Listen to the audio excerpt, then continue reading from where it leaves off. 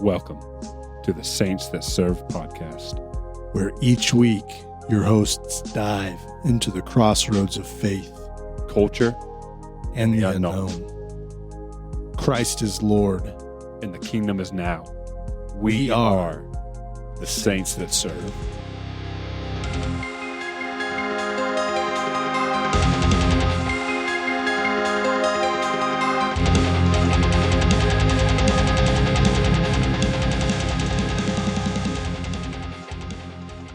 Welcome, everybody, to the Saints That Serve podcast with your host, Jarus. And with us is John. John's not here. But with us instead is somebody who's been mentioned on the podcast so many times, probably every single episode. It is my wife, Ashley. Hello.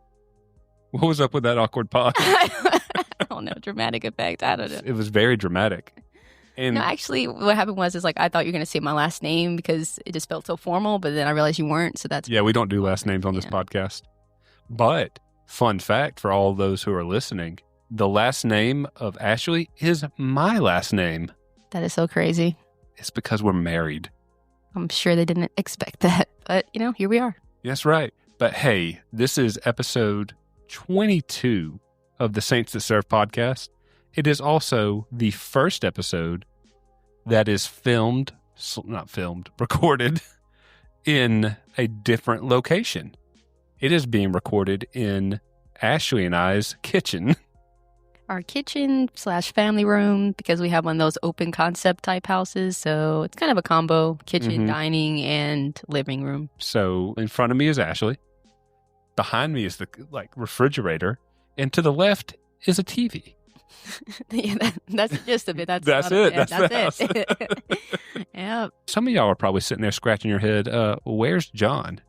And why is the podcast in a different location? It's because we fired him. Yeah, I mean, he obviously had to go, especially that last episode. The writing was on the wall, Yeah, terrible writing on that episode. Mm-hmm. But no, seriously, John's sick. He is very sick. I called him yesterday to make plans for the episode, and he's like, I can't do the podcast. You're gonna have to figure something out. Paraphrasing there. So I said, well, what's the day that this episode's coming out? Mm-hmm. And though it is being recorded a few days before, it's coming out on the 10th, which is in fact the week of Valentine's Day. So everybody, welcome to the 2025 Valentine's Day episode. And the way we're doing that is it's just me and my wife talking to one another for an hour. That's the theme. That's pretty much it. Before then, John usually does the announcements. Mm-hmm. He always has that prepared. So this week, the announcements are John's sick. So be praying for that man. Absolutely. And a slew of other people. I think almost everyone at my job that I've had a call with this week has been sick. Their kids are sick. They're working from home. So, yeah. And also I've heard from a lot of people that it's long sicknesses, a week. They'll be out for a week because their kids are sick. So there you go. Yeah. So if you hear in a couple of weeks that it's just a John-only episode, it's because I got sick. And then coincidentally, because we're married, probably spread it to Ashley. Yep. So yeah, no announcements. But because there's no announcements, we can quickly get into the topic of the week. Tyler, this is your transition. What's the topic of the week? I brought it to you and I'm like, be a guest on the podcast. You said yes. I said, what do you want to talk about? And you're like, I want to talk about the hit Fox sitcom from 2000 and what was it? I think it's 2004. 2004, House. Yay! So we're going to talk about a slew of different things, but really we're going to talk about House because what was it, a month ago we decided to start watching House again in 2025. Yeah, and we're already on season 1, episode 18. So yeah. I forgot how good the show is. Mm-hmm. It is such a good show. Just the way that these characters are written, what was it? It's dating this or timing this. Mm-hmm. It's 9:30 at night. we were planning on start recording around like 8 o'clock. And before that, we were eating dinner, watching House. And it's like, let's watch one more. Yeah, that's what you said, but I was okay with it because it was just a really good episode before. And like you were talking about, like at the beginning of the season, it was kind of just an introduction of all the characters, that work with House and his 3 staff, and then Dr. Cuddy and his friend, Dr. Wilson, and all their shenanigans. But now it's kind of gotten to a point where there's a main storyline. Mm-hmm. And I was talking to you several times of like, when's the main storyline? Like, it felt like just like a monster of the week type situation. And if you don't know what that is, it's just like the same cast of characters dealing with like a different problem. And I was saying, where's the overall story? Because it's a monster of the week, and it's a monster of the week up until like episode 14 of the first season. Yeah. And then we start getting overall arching stories. Really, like, almost to the point of like, there is like inconsistencies and just like lack of, like, they spent a very long time developing these characters. And then we finally get our overarching, what I guess is weird to say, a villain in the show. Yeah, I think it's more like an opposing force, just someone who doesn't go along with Dr. House. But because before then we had Dr. Cuddy, who basically is like she's like admin, like runs the hospital and whatnot. And she was an opposing force, but she wasn't a villain. Right. But this man is an opposing force and a villain. And every time we see him do something, me and you both are just like, ew. Yeah. What was his name? Fogel? Yeah, it's Vogel, I think. Yeah, with the V. Just to be clear, not the subway guy. Oh yeah. Oh, yeah. I don't know. This predate Jared. No, Jared was like a '90s thing. Oh yeah. So this is after Jared. Yeah, I don't know. Yeah. Probably after the start of Jared, but before the fall of Jared. Mm-hmm. So we're not going to get into that story. But funny enough, I watched a documentary on that. Did I tell you about that? Yeah, I was in the room with you. Yeah, okay, yeah. That. We watched it together. Oh, yeah. I can remember sometimes I get home a whole hour before you from work if I actually started that with you. Because I also watched, what was the other guy that I watched? It's one of those famous serial killers. Jeffrey Dahmer. No, it was Ed Boon. No, not Ed Boon. The brunette who... Was it the guy who was the clown? No, not John Wayne Gacy, because I watched one for him too. Just for y'all listening at home, my wife will watch the weirdest things. Like, the memes of like how like women will say like, I don't want to go outside, I'm scared or whatever. But then they'll be out like watching the weirdest serial killer stuff. I think that just might be me. That's just you? Yeah, she'll be like, I'm scared to be in the house by myself. And then I'll come home and she'll be watching, Jeffrey Dahmer documentaries. And it's just like, no wonder you're afraid to be alone in the house by yourself. That just remind me. It was on Netflix. Yeah, so it was the bad version of a docuseries to me. It was just one movie with, what is his name? The guy from High School Musical. Oh, Zac Efron. Zac Efron played the main character. And I know what you're talking about. I'm trying to pull it up right now. Let's see. Gotta go to my Netflix history. So, it was called Extremely Wicked and Shockingly Evil, and it was about, I don't want to start playing in the background, like it is accidentally going to play. Oh, Ted Bundy. Okay. Oh, Ted. Oh my gosh. Bundy. Yeah, Ted Bundy. Good old Theodore. That's right. Ted-Mathy. Yeah. But yeah, I guess we're, going on a different topic, but it's fine. That's what the show does. So. But yeah, no, but back to the whole House thing. So you're watching House, and then of course how you're on your phone and you get those weird topical based like shorts and stuff. And one of the ones I saw was this lady, Beth McCall. She has a blue check mark. So, but she posted, I'm rewatching House and this show is bananas. They just let this man limp around doing medical crimes all day, every day, including Christmas. And that just made me laugh. We were laughing about that. But that really is just the show. But it's intriguing because Dr. House, like in every episode, I think he says all the time that everybody lies. And that's one of like the big themes throughout it. When they're analyzing their patients, trying to figure out what is actually wrong with them, they almost always misdiagnose them first, couple times, something goes wrong, then the patient crashes. But a lot of times it's due to the fact that people don't tell the full truth about their medical history or their personal history. The episode we just watched was like a politician, and it was like, I don't lie, but you're a politician. But you don't lie. And it went to the extreme that like you know, he ended up needing to be on a breathing machine because of like his sickness. And House goes in there and rips it off of him and forces him to tell the truth while this man is gasping for air. Yeah. Like, I can't breathe. Well, tell the truth and then I'll give you back your air. Yeah, it's very interesting. Like, that whole part about the man is committing medical crimes. But yeah, like, depriving someone of oxygen so they'll tell the truth. So you can actually save their life. So definitely like House being kind of an anti-hero type character. Is House the Deadpool of medical shows? He might be, except for he doesn't break the fourth wall, He does break those laws, though. He does break those fourth laws. Oh, yeah. One of the other things that really stands out to me, we were talking about, is like, even going back to the early 2000s, the character development is really good, but they also touch on a lot of topics. In the last, 18 or so, 17, 18 episodes, we talked through, like, people going through crisis of faith or embracing their faith, infidelity, people having to make the choice between saving the baby or, saving a spouse because of, maybe giving them an organ they need. Second to last episode was around like a child who was suffering from, obesity, and it's just interesting to watch and see how times have changed just in a matter of like 20 years. Because there were some like remarks and things being like said, and I made the joke about how, what is this show been made in 2025? Because it felt ironically a little bit woke. In that sense of like, I'm big and I'm beautiful. And like, there's a lot of like topics and things we're seeing in the news right now, like that woman who, with the Uber or Lyft or whatever, who like, said, hey, I'm being discriminated against because of my weight. And it's like, no, lady, I have to decline the ride because you can't get in my car. Yeah, her name is Dank.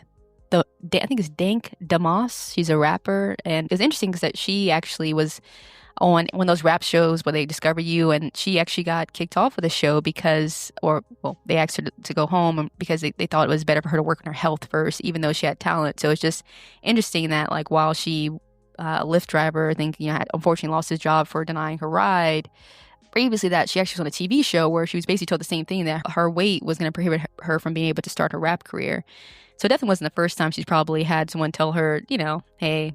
Well, things that, like, her weight kept her from doing the things that she wanted to do with her life.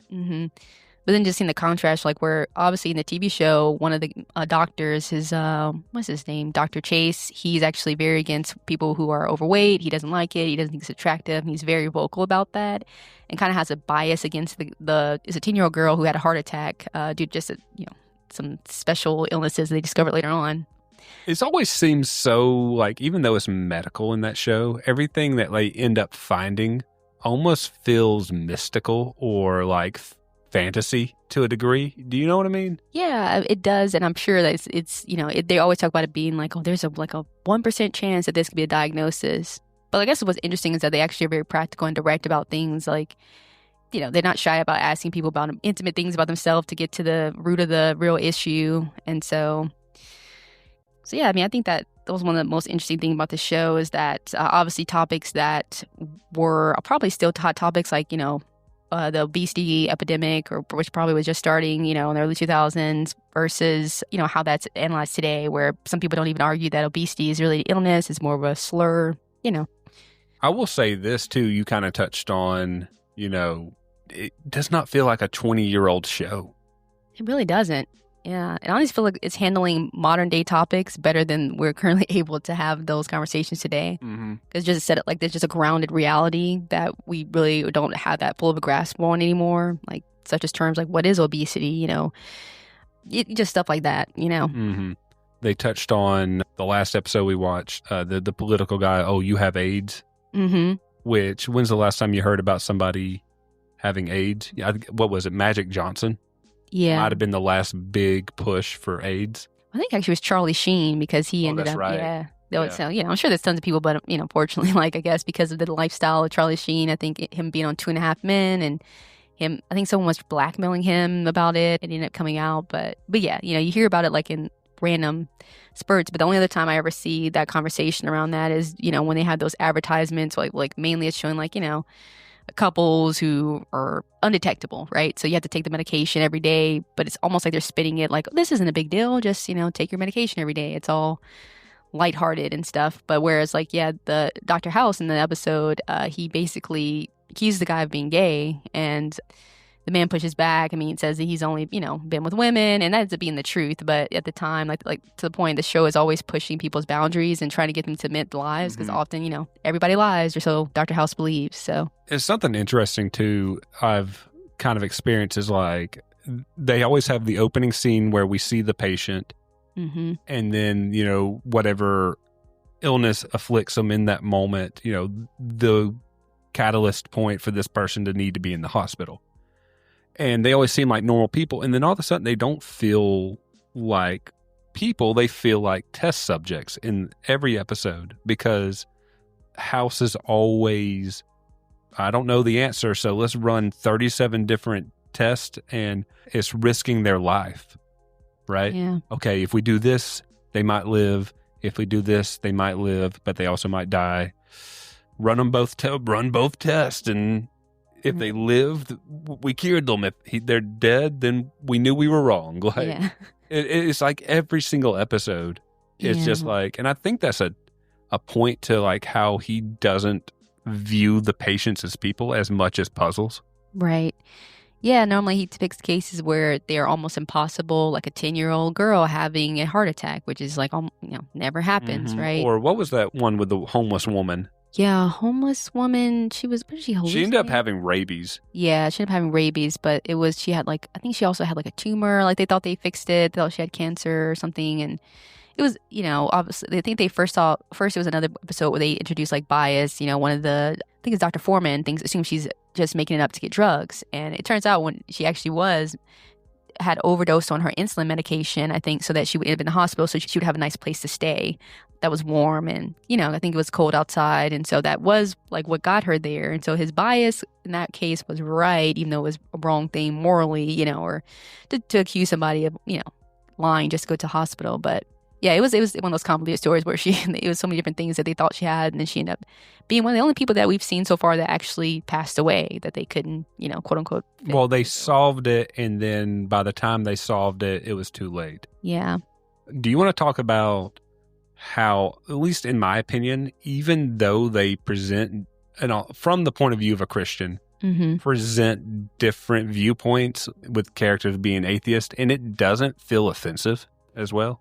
Yeah, I was going to touch on that. So there's several. So like Dr. House, he's an atheist. There's a Dr. Cameron, the only female on his staff, she's also an atheist. Dr. Chase is an atheist, but his backstory was that he was a Christian and actually was going to, I think he was a Catholic, he was going to seminary or something alike, and then he ended up not being able to maintain his faith, and he deconverted. And I believe Dr. Foreman may be Christian, but probably doesn't practice Christianity. He's shown in the in the show kind of, living a, non quote unquote like devout Christian lifestyle, although some people obviously will say that, sin and fall short, but it doesn't seem that he's actually quote unquote practicing his faith, but he may believe that God exists. But yeah, it's interesting that they broach certain topics where they, either make fun of people sometimes casually for having a faith, but there's also been times where certain characters have actually encouraged, someone's faith, and especially in their dying moments, or, kind of been sympathetic. But it doesn't seem offensive so much as that they present it feels people. more realistic than more than anything. And they're not really trying to make fun of Christianity. They're just showing different angles on what would be real life on a fake medical show, which is funny because I point out all the time, at least in the first season, when you look through a window, you can clearly see the flat image that they're trying to show, like, oh, we're in a real hospital, but they're really on a soundstage in a studio, and like behind them is like the fake, everything, the outside world that's not real. The other thing, if we're going on the production side of things, that first episode looks so bad visually. Like, for some reason, they decided to tint everybody orange. Yeah, that was like the only episode that what do they call that? The first episode is called the pilot. Pilot episode, yeah. I do remember you commented on that, but then it was immediately fixed like the next episode, so I think they figured it out. One of the other things, and I think this is just more of just talking about it, is so weird because what I remember is the theme song, and it's completely different for the first season, but it's also weird because I keep remembering from when I watched this when I was younger, and like, oh, I know what's going to happen at the end of this one. Like, and just for several times jogging my memory, but I don't remember the opening song. Every time I hear it, I'm like, this doesn't sound like the house theme song to me. Honestly, to me, I guess it does. I don't really remember a different version at, right now. But I did have something I wanted to say back to the conversation we're having around like how they talk about God, specifically like the Christian God, or however they perceive that, being atheist. But there was one interesting conversation that Dr. House had with Dr. Cameron, and she asked Dr. House, why do people pray to God? And she said, they pray to God because they want God to basically know how grateful they are for the things he does. But then House said, no, that's not true. People actually pray to God because they don't want him to crush them. And basically that it was out of fear. And, so it's like, it's like almost in a way, it's like, well, I don't know, both sides kind of aren't necessarily correct. I don't think it's really either or. I mean, obviously there's times in the Bible where people are praying for God to deliver them out of hand of some type of calamity or like, The problem with that, though, is House is insinuating that they would be crushed. I think he said crushed like ants, insinuating that God would be the one crushing them. Mm-hmm. And then it's weird because he then puts himself into God's position as like, don't worry, I'm not going to crush you. Yeah. And it's just like, by the way, just a quick little spoiler on God. God will not crush you. Well, I mean, it's funny because we've been reading Genesis and Exodus, part of our like weekly devotion. Let me rephrase that. He will not crush his people. Okay, so this is the interesting thing to talk about, because we were just reading, and at least this is what I was talking about, I think Exodus chapter 32. I don't know if you got through that one, where people, basically this is around the time that Moses went up on the mount and he was talking to God. God wrote the 10 Commandments on the tablets, but Moses up there too long, according to the people, and they asked Aaron to actually make them a god, like to worship. So Aaron asks, he says everyone, give them all your gold, right? And they melt the gold, and out the fire, at least it says, out comes a golden calf.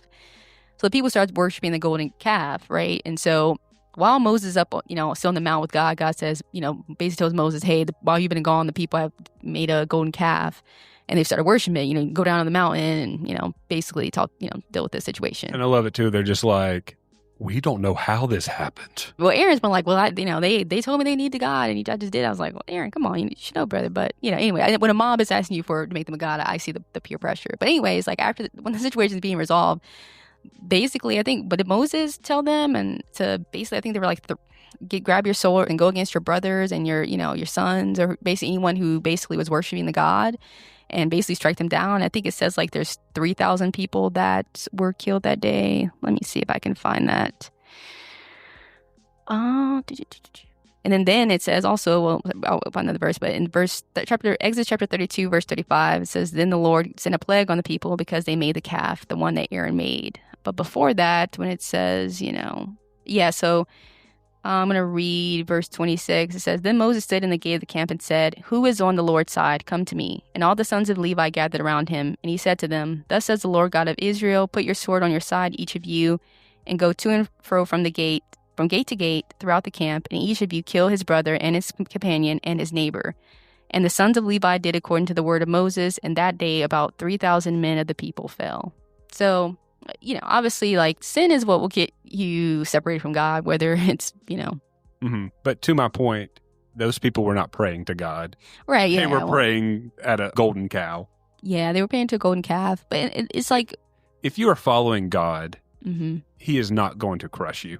Yeah, no, that's definitely true. I think it's more of like kind of, Dr. House did get that wrong in the sense of like, you're a Christian, you believe in God, and you believe Jesus died for your sins, and that, you're saved by faith. And, if you're doing what you're supposed to do the best way that simple people can, I think, you shouldn't be living in terror every second. But also sometimes we're in a culture where I feel like people don't talk about sin, the wages of sin being death, and how it can separate you from God, and how there's still consequences. So you kind of get I feel like a lot of times in church you either get like the God is so forgiving and so loving, and it focuses on like nothing separate you from the love of God, which is true.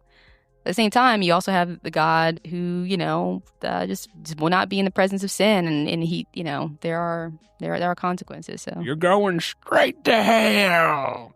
Yeah, I mean, it's like you can't be too far in either camp, I guess, because you're right. There are churches that go both extremes, and they are aspects of Christianity, but personally, I also more lean towards the God is a loving God. You shouldn't be scared to get saved.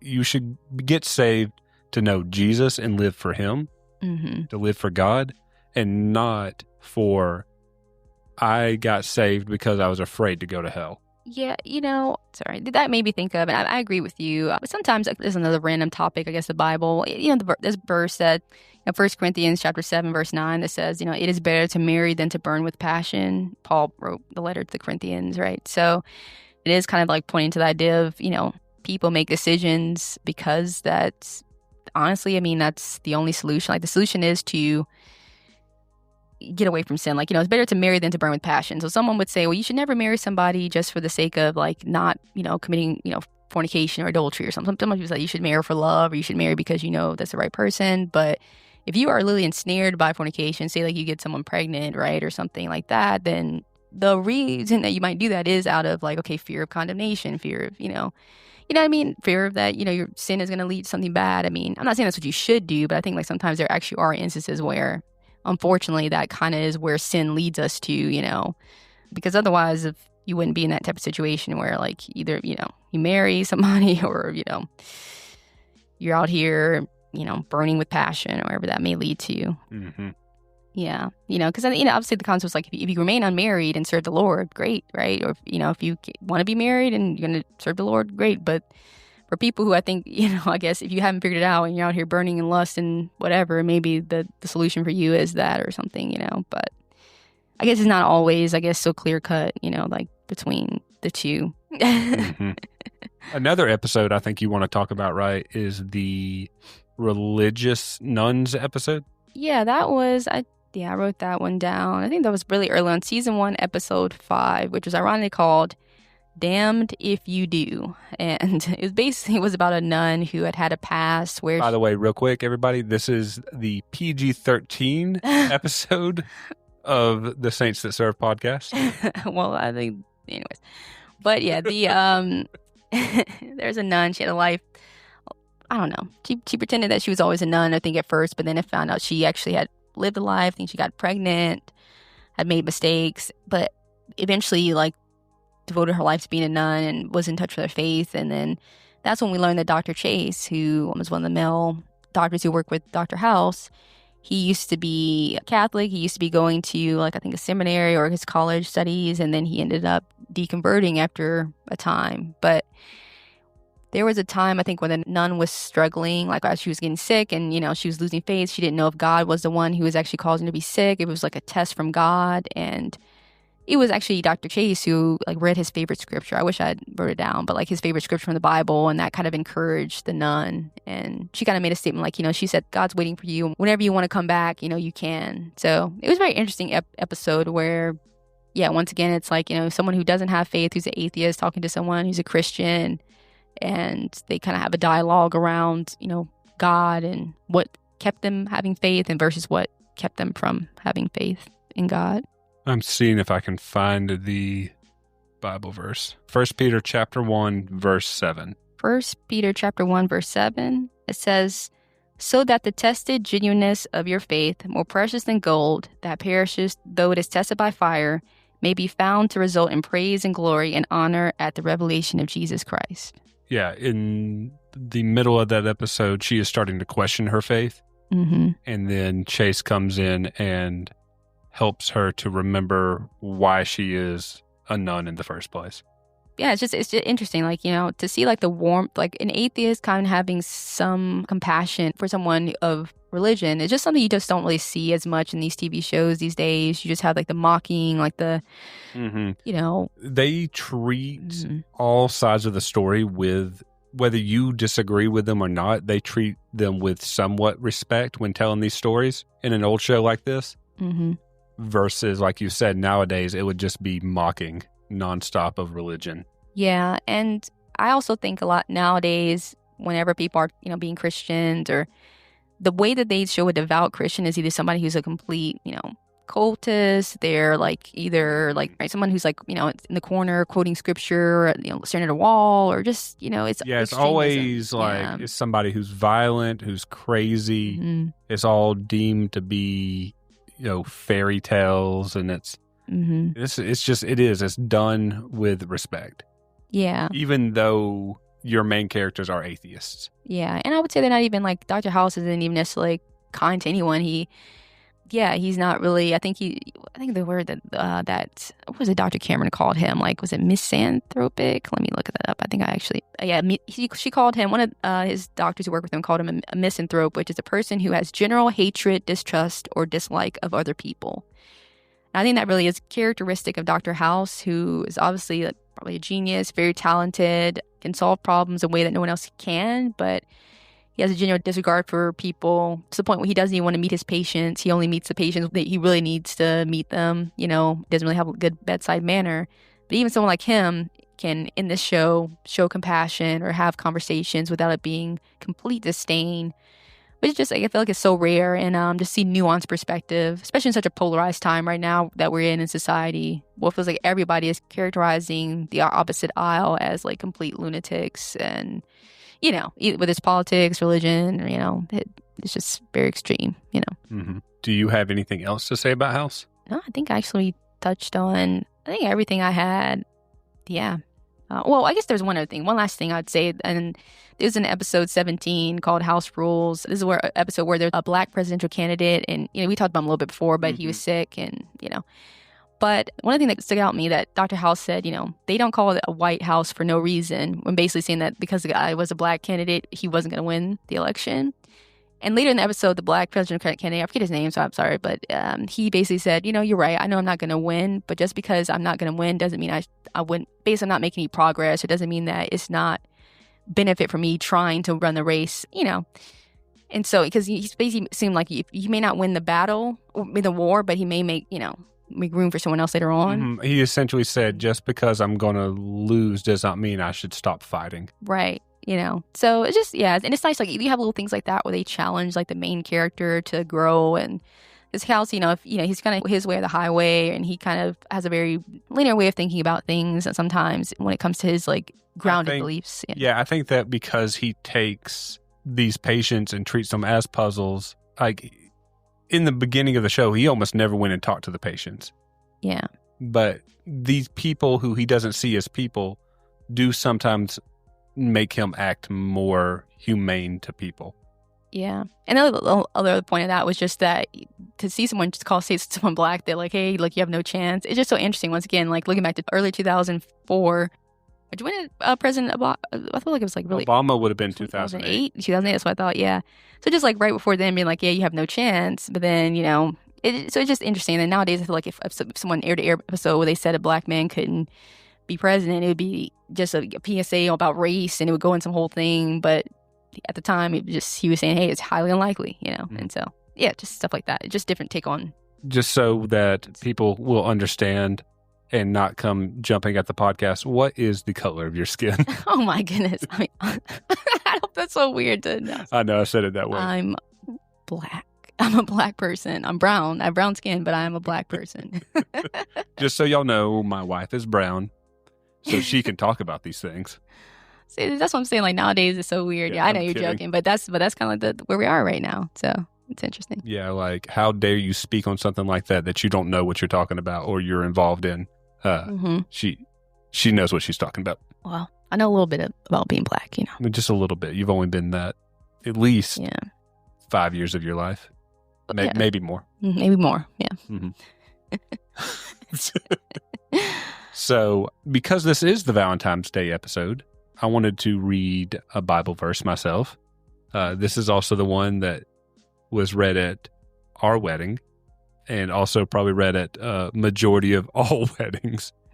But, it's 1 Corinthians chapter 13, verse 4 through 8. Love is patient, love is kind. It does not envy, it does not boast, it is not proud, it does not dishonor others, it is not self-seeking, it is not easily angered, it keeps no record of wrongs. Love does not delight in evil, but rejoices with the truth. It always protects, always trusts, always hopes, always perseveres. Love never fails, but where there are prophecies, they will cease.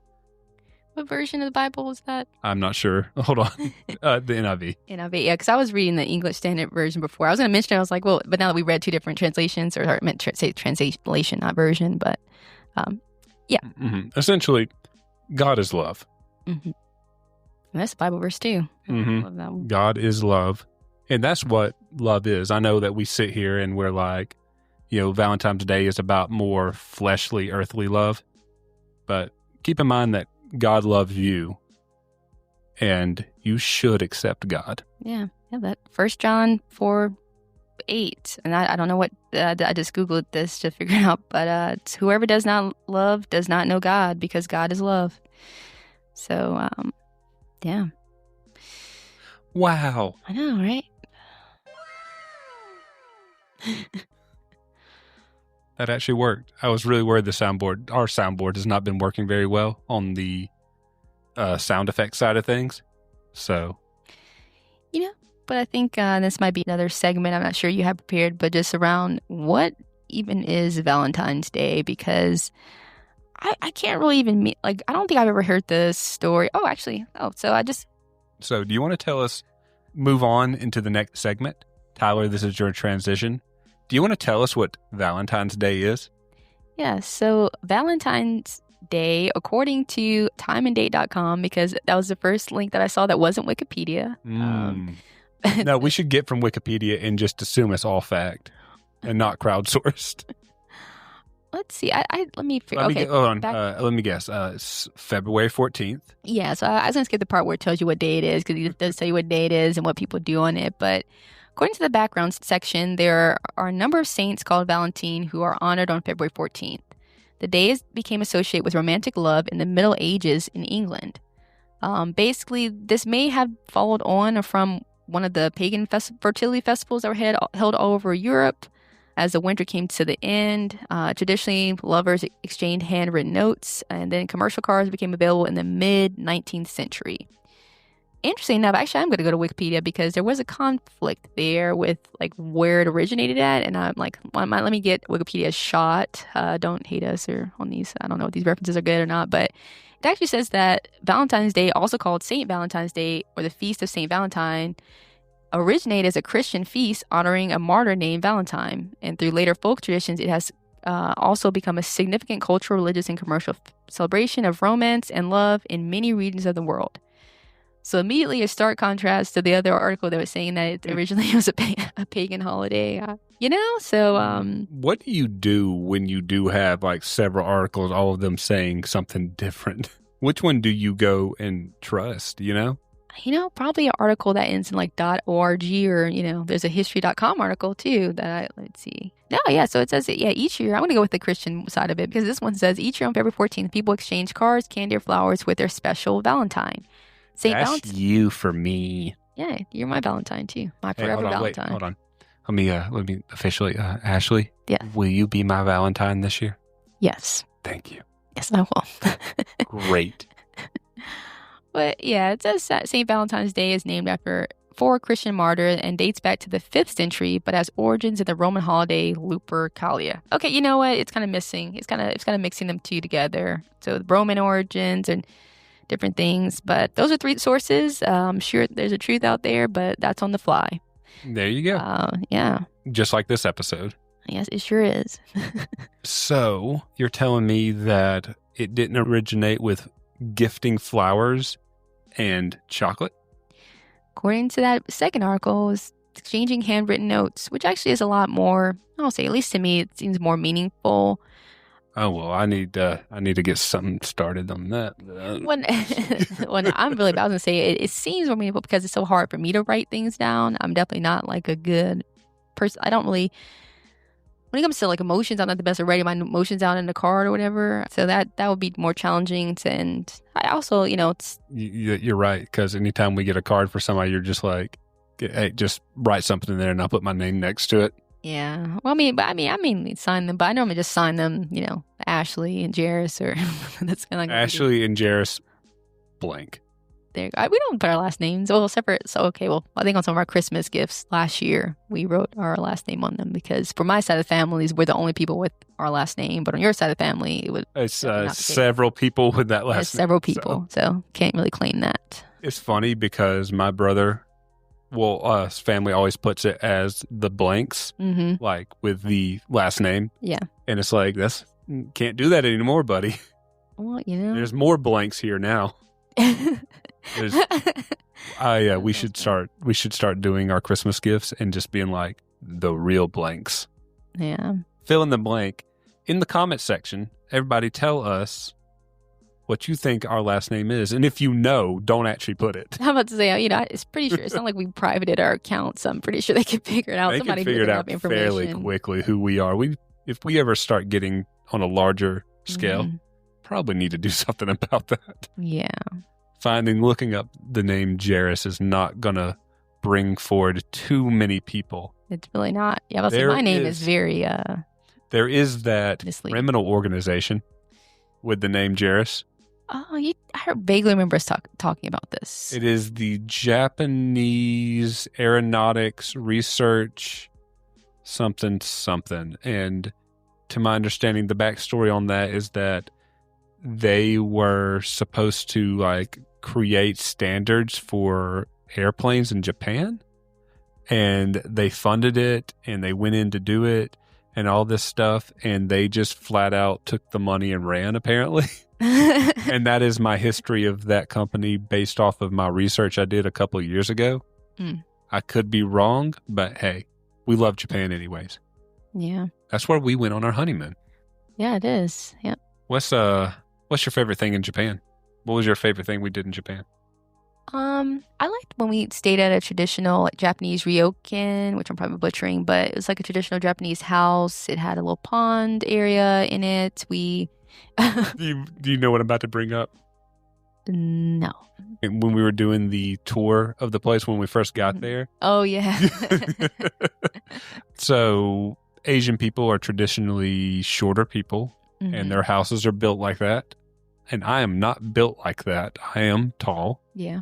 I am 6'2". And walking through the house, I hit my head really hard on a support beam. Yeah. And the Japanese lady just turned around and looked at me like, oh, you're tall.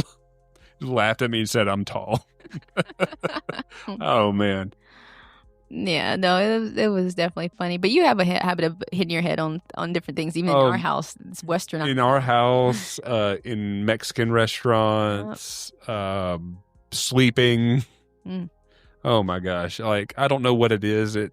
I'm not clumsy. Yeah. But I am very prone to smashing my head on things. I don't know how. So I'll tell this story. So we were in that Mexican restaurant and we were all getting up to leave. And as we were walking out, I smashed the side of my head on an AC unit that was hanging from the ceiling. Yeah. And I'm on the ground, practically on the ground, holding my head oh. And Johnny and his whole family was there.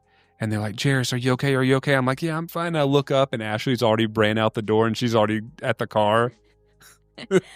Well, yeah. I'm sitting there dying and, just look up. I want to at least see my wife's beautiful, my beautiful wife's beautiful face one last time. Where is she? And she's just driving away.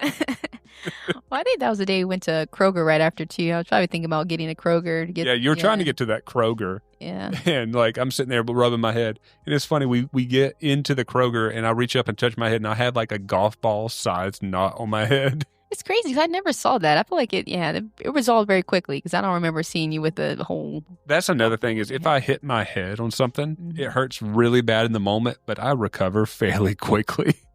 It's a good recovery system you have there. The other story I want to tell is the one that happened 2 feet from where I'm sitting right now, where you were in here cutting something. I can't remember what it was for lettuce, I think. Lettuce for dinner. You were making tacos, ironically.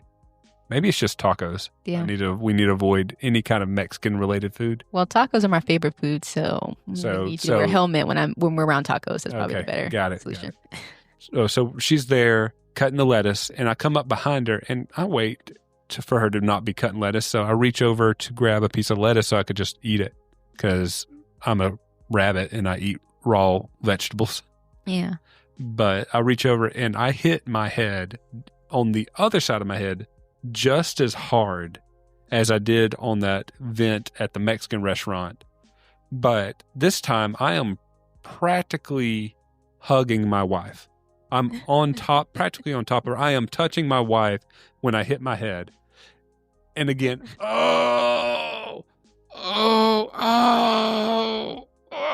like moaning, like, I'm in so much pain. And not once did you even blink an eye or turn around and look to see what was wrong. And I said, "What are you doing?" You said, "I'm cutting the lettuce."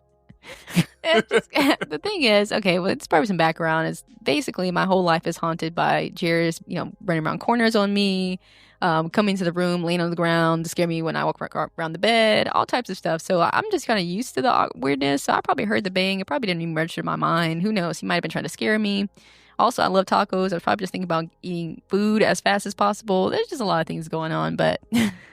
This time the knot on my head was about the size of a grape, so it wasn't as bad. Mm-hmm. But it was just so funny that I'm literally touching you when I get hurt and you don't even notice. I was just like dumbfounded by the fact that you didn't notice me smash my head again. It was like within like a week of one another happening. Yeah. But hey, I still love you. Well, I still love you, Basically, it seems like you're trying to sabotage my taco eating experiences, and I like Mexican food, so I mean, I still love you even though is that what you did? You are saying nothing's going to ruin this moment, no matter what. Yeah, I'm just not even going to hear this because I just want to remember how great those tacos were, Yeah, pretty much. So you talked about how I try to scare you all the time. Mm-hmm. Yeah, that's true. Yeah, I'm always waiting to mess with her one way or another. My favorite one, though, is this one wasn't me like laying around trying to scare you. Mm-hmm. A lot of times the ones that I get you the best with are the ones that I don't stand there and plan to do. That's true. Yeah. Just the ones where you're just standing there or like I thought you were somewhere else and you're not where I thought you were. Yeah. Mm-hmm. There was that one time I pretended to leave the house, though. Yep. And I opened the garage door, closed it, and then like came back inside the house and slowly crept up behind you. You're sitting there on the couch playing your Sims, which we'll talk about in a second. Yeah. Creep up behind you real slow, and I just get in your ear and I go, "What are you doing?" You see, this is what I'm talking about. It's like, this man dramatically leaves the house, closes the garage door. I'm like, all right, he's gone. And then you come back. It's just like, no one can prepare for this. But also, I think in order for me not to be passing out at times, I have to I have to desensitize myself to this stuff. So then when you really are in danger, it's like the boy who cried wolf. You banged your head. Now I can't hear you. See, the thing is how many times I ever pretend I'm actually hurt, though? So, several times. You name one.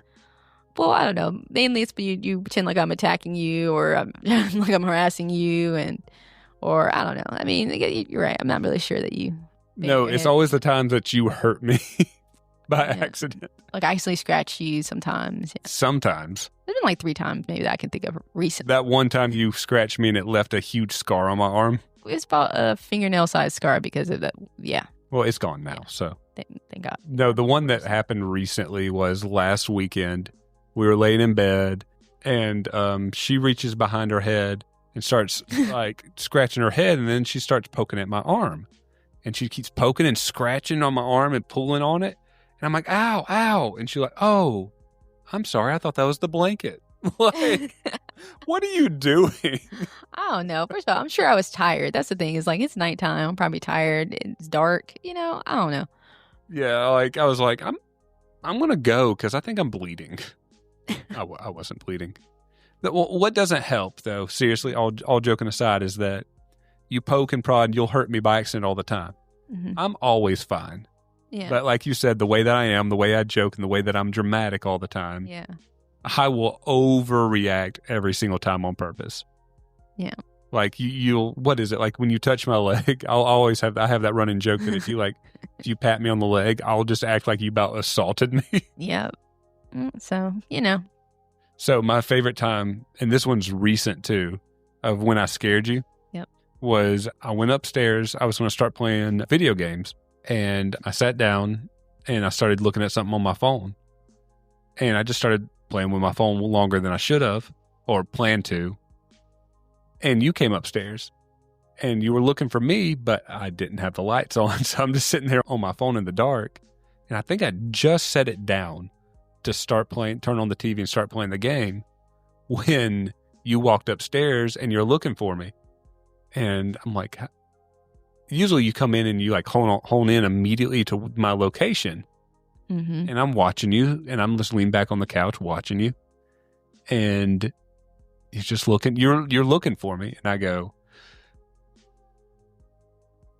and you threw your phone across the room and screamed so loud. I don't even remember this, but it's probably because I blacked it out. You block it, like the traumatic ones. Yeah, you block out. But yeah, just like, just in the moment, me finding an opportunity to scare you, but didn't plan it. Are always the ones that always end up being a lot funnier, a lot of times. Yeah, and you bounce back, so it's okay.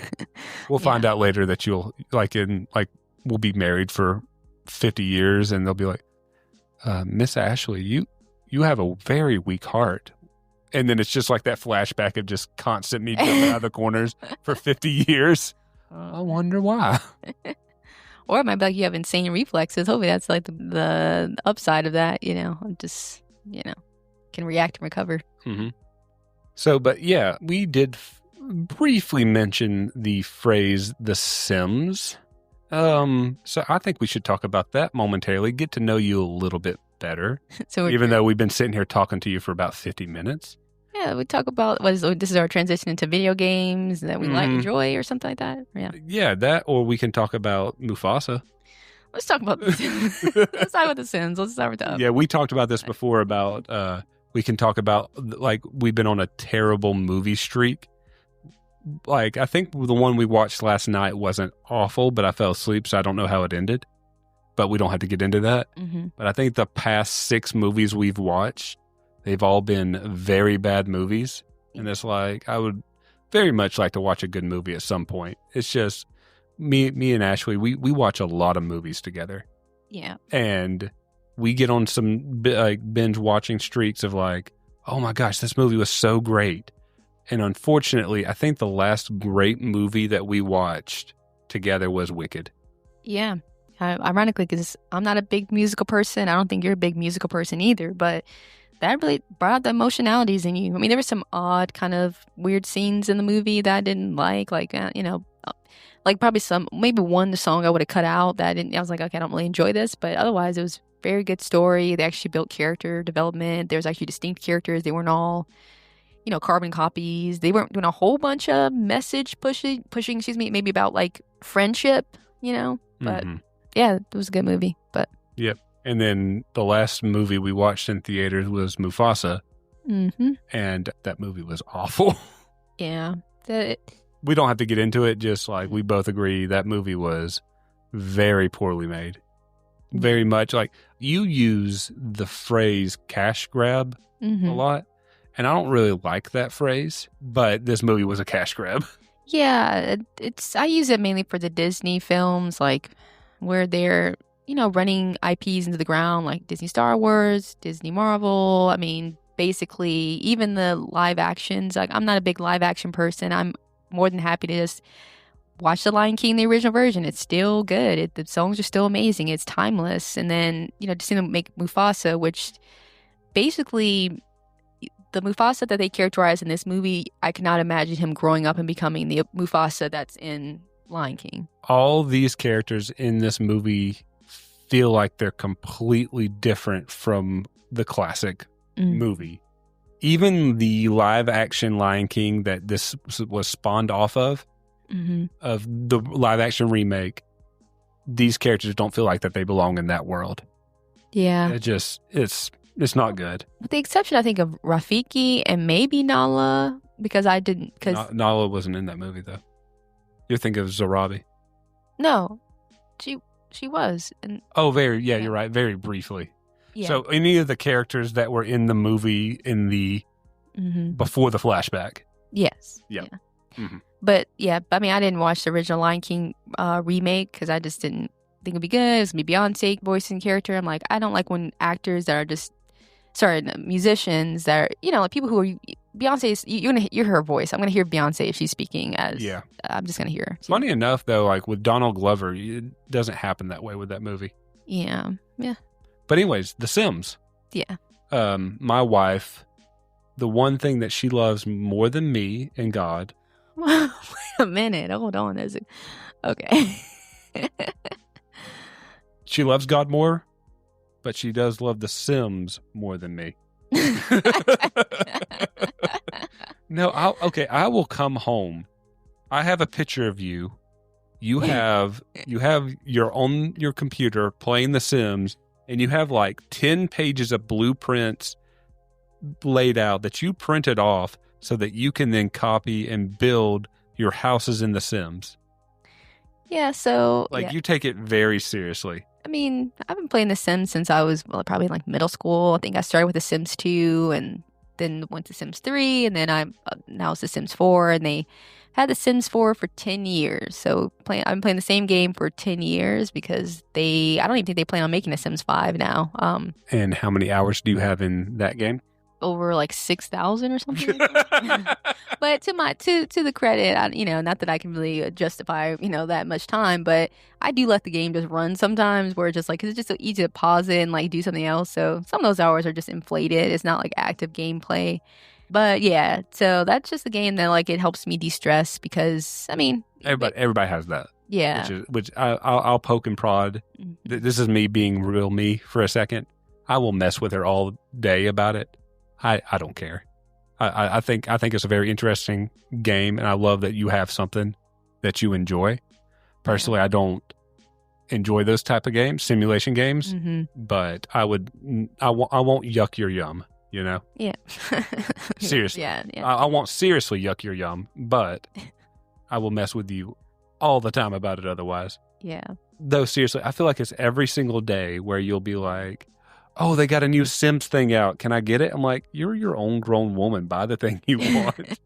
Well, that's the thing we're going to talk about, like a little bit about, modern day games, microtransactions, because obviously The Sims is a very mature game. It's a 10-year-old game. There's tons of unresolved bugs. Pretty much a lot of the people in the Sims community are really mad with EA, like the company that makes The Sims, about how they don't really maintain the game well. They don't do a lot of quality assurance testing before they publish a game. It's like or a pack or an expansion pack to the game. It's like they expect the actual players to be the testers of the game and to fix the bugs after the fact. And have you ever noticed that if they release a pack, mm-hmm. that previous things, do they break or get fixed more often? Okay, mm-hmm. Let me rephrase that question. Do things get broken more or fixed more, you feel like? I feel like things break repeatedly. Like there's certain things that you just know when they make a new pack, it's going to break. Like there's this bug that's kind of gets fixed. It doesn't get fixed where like you can have a farm and have a farm animals like cows, I think it's llamas and chickens. And the chickens can lay eggs. Like you have a rooster and you have a hen, they can, have an egg that's fertile. You can put it on this in the egg coop and it'll become a hatched baby chick, right? Well, there's a bug where like the hatchable eggs, you're not supposed to be able to dispose of them if they're on the coop because they're supposed to incubate for a certain amount of time and then hatch. But sometimes the Sims will see the eggs as spoiled, which is an error because obviously if you leave a normal egg out and you don't put it on the incubator or in the coop, it should spoil. Anyways, there's a common error that always happens. Every time they issue a patch, they'll fix it and then the new game will come out and then now it's broken again. Then they'll fix it again, then they'll put another pack out and it's broken. It's like consistent. And you think that, right? Like because I actually used to work at a company where I was a part of the user acceptance testing for applications we built within our company. And so we would have test cases where there's certain test scenarios you always test. Like you always check to make sure, if you do something, right? This more than likely will break. Make sure that this is working when you're done. Right. And it's clear they definitely don't do that because maybe it's just because it's a 10-year-old game. There's like probably 40 or 50 packs in total that you could buy. And so the interconnectedness of all those games and then building on, they're constantly adding on to. So they probably, if they had a use case or test case for all the different packs, it will probably take a long amount of time, but that's kind of what we expect. Like right now, they just released a preview or trailer for a pack they're releasing in, I think, April. And so you can pre-order it now, right? So like from now to April, like if you're announcing the pack, you would hope that it was mostly done and then they'd be in the last, round of like testing it, getting it to the point where ready to roll out, but it's like, I seriously doubt that. They're probably going to work all the way until the day that it's supposed to drop, get in the best shape that they can, and then roll it out. And then literally the first week you have the pack, it's going to be broken. Like basically to the point where EA is known for releasing broken game packs. To be fair, that's not just The Sims. Yeah. They kind of have a reputation that they do that with all their games. Right. And that's why it's like EA. People have things against EA. And so there are actually some other games that are coming out. There are life simulation games. I think one's called like Zoe. There was another one that was supposed to come out, but it lost funding, or they, what was another game company? What do they call it? A production company? I don't know. The studio that was producing it, they closed or something. So people are hoping that they get some competition, The Sims, with this new Zoe game, life simulation game, and actually improve their process. Because whenever we do hear like, this life simulation game, they're close to being released, then The Sims oftentimes, people feel like they will release something with The Sims that might have similar features. Like people were complaining for years about having curved walls, something that there's an interior design aspect of The Sims, like building houses and stuff like that you can do for your Sims, and they wanted curved walls and curved windows. Well, it came out that the new life simulation game was demoing those features in their game, and it was like, oh, never mind. Now we have an update, The Sims, that you can now,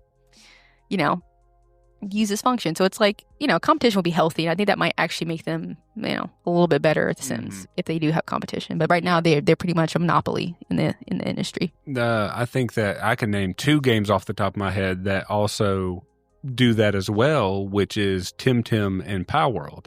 Both to go against Pokemon. It's like people have been like, we want an open world Pokemon game and kind of a survival game like, Minecraft, but mixed with Pokemon. And Pokemon has been kind of making the same templated game and releasing it, Right. And it's like, so Palworld does that and they get sued by Pokemon. Yeah. And it's like, and then Tim does the same thing where it's like, we're going to make a multiplayer Pokemon game that kind of takes the aspects of Pokemon and improves upon them. Mm-hmm. They get sued by Pokemon. So it's just like, I feel like EA will probably try to sue this other company. It's like, but you don't have the copyright on a generic idea. You know what I mean? Yeah. It's like if I invented a light bulb and the Edison company comes out and says you can't do that. You know what I mean? Yeah, because even patents have like a certain year, a certain number of years before it has to be released, made public, right? But I feel like The Sims literally this year is celebrating their 25th anniversary. So I can't imagine them being able to say like, hey, we've been out for 25 years. You still can't make any other life sim game. I mean, It's not like it's a direct competitor when they first started 25 years ago, Right.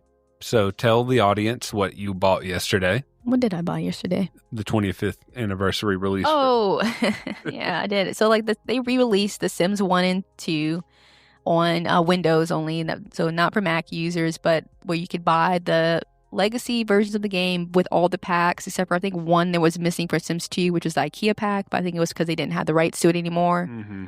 And also it reminds me, actually, I think I have a hard copy of like the IKEA game, but I don't have a disc drive. I might see if I can use the code or something and use it. But yeah, I mean, that was interesting. It was something people wanted desperately because currently you can play the old version of The Sims, but you have to use all these workarounds and like these mods to get it to run properly on modern systems.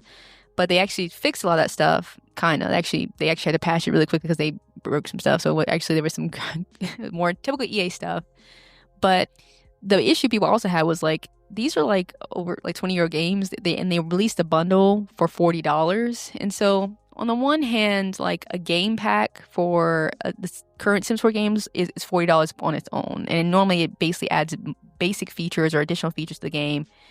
But it's always conversation. It's really $40 for you to add like high school to The Sims or whatever.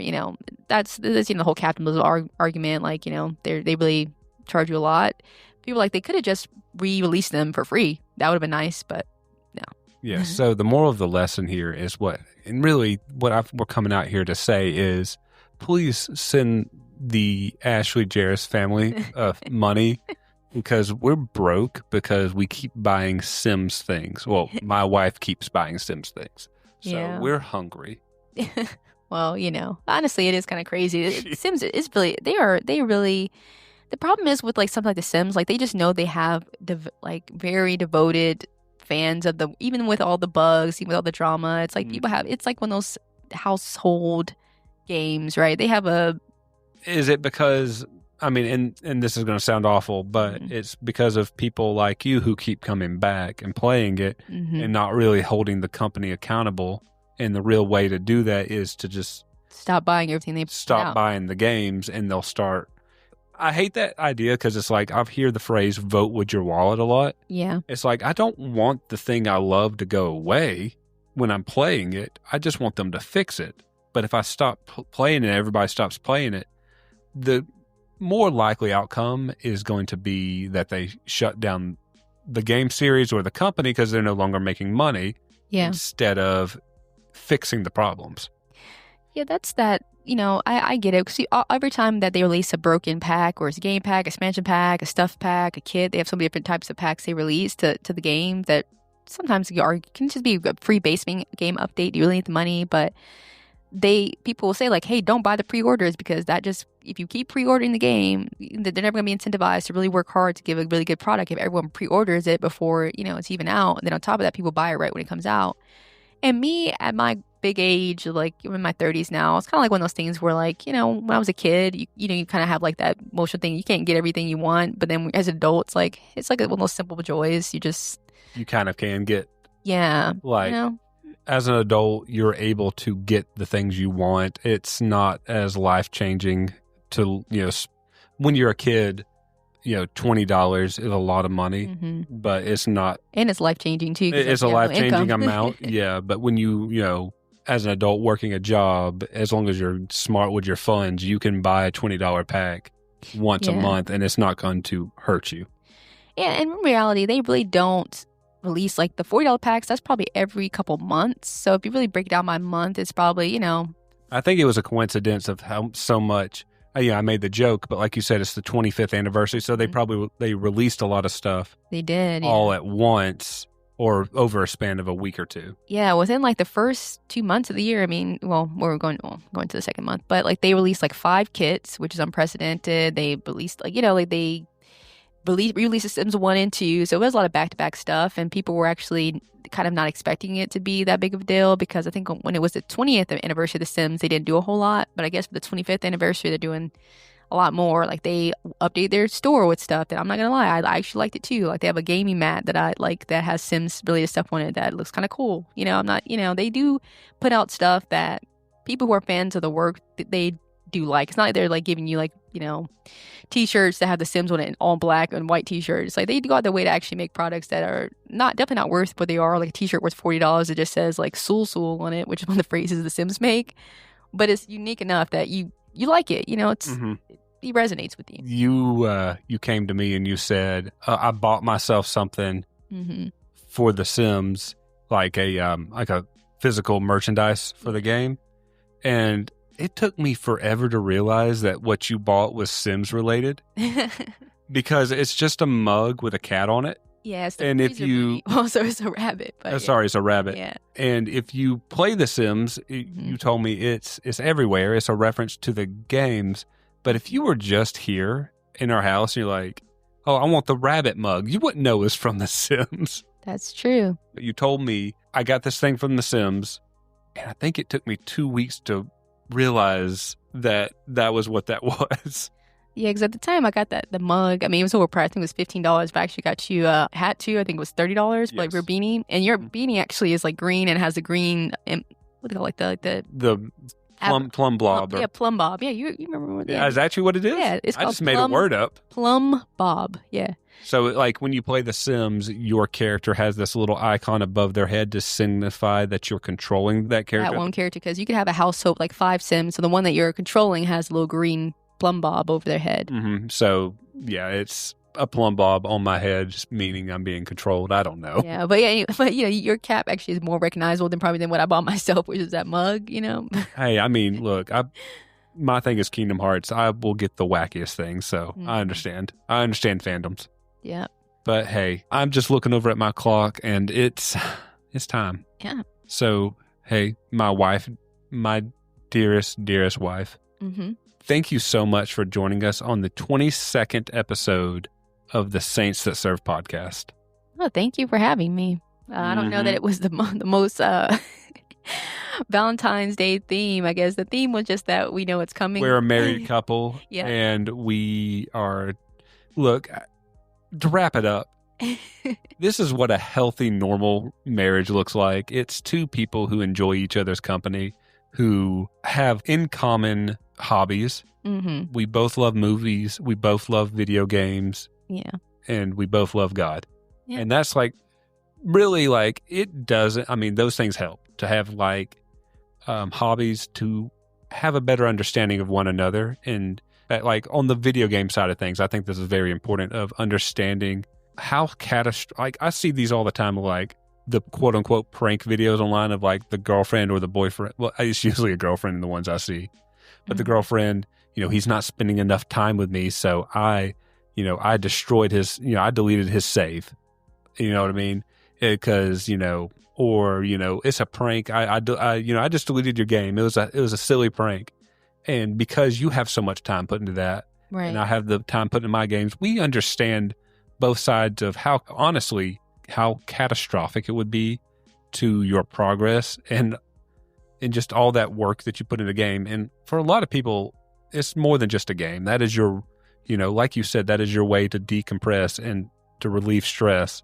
Mm-hmm. And it's like, I would never take that away from you. Yeah, no, and it's like, it's silly, but you in games, even then you have achievements, like they're virtual achievements, but like you do put your time in there and effort in there. So it always makes me cringe when people kind of don't have a appreciation for like the interests of the person they love, or, Yeah, like even if you have a significant other who's into video games, understand that is something that greatly affects their mental health.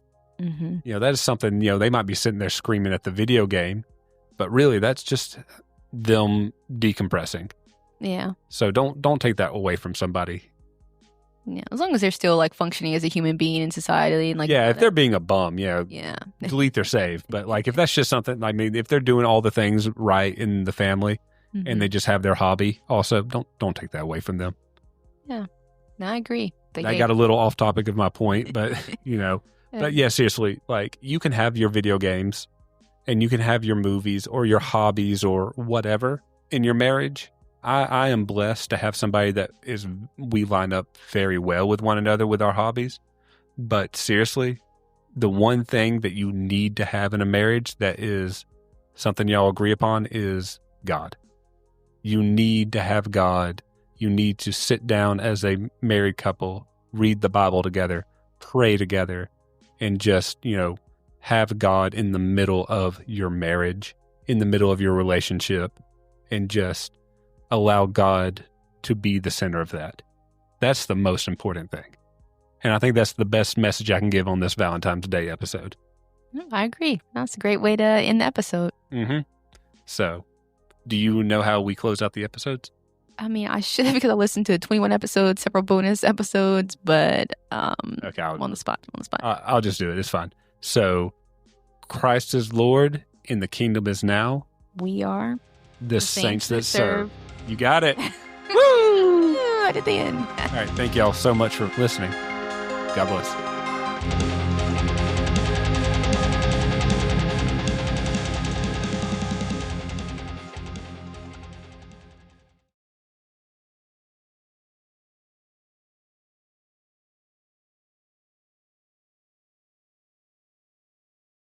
Beautiful, friendly, and loving cat with green eyes seen on Cooper Drive. Maybe it's an indoor, maybe it's an outdoor cat. That's on Ring. I'm going with it's an outdoor cat. If it's outdoors. There was another one I saw a minute ago that was like, hey, if you're looking for your chihuahua, I hit it with my car.